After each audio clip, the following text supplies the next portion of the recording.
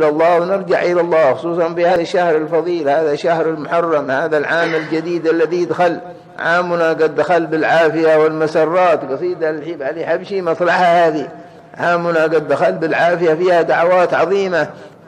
قادم علينا يوم عاشوراء، قال النبي لو عدت إلى قابل لأصومن 9 و10، فيها قال يكفر ذنوب سنة.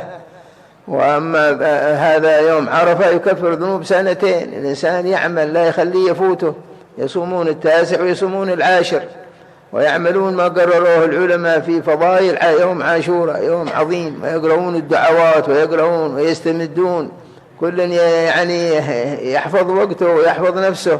يقول لك العام القادم، ربما أنه يجي العام القادم وقد جاوز يعني فارق الحياة. لكن الإنسان إذا بدي قال اغتنم 5 قبل 5، شبابك قبل هرمك، وصحتك قبل سقمك، وغناك قبل فقرك. لا يعني يتبع الهوى والنفس والشيطان والعجز والكسل، أكلنا الحرام وأكلنا الشبه، يعني ما سرنا بسيرة أهلنا وأسلافنا، أصبحنا مثل ما قال الحبيب علي حجبوا وحسبهم الحجاب عذابوا، يا ليتهم سمعوا النداء فأجابوا، عكفوا على كسب الذنوب وليت إذ عكفوا عليها بعد ذلك تابوا. ماذا يفيد صفى المعاش وبعده غصص المعاد، وكربة وحساب.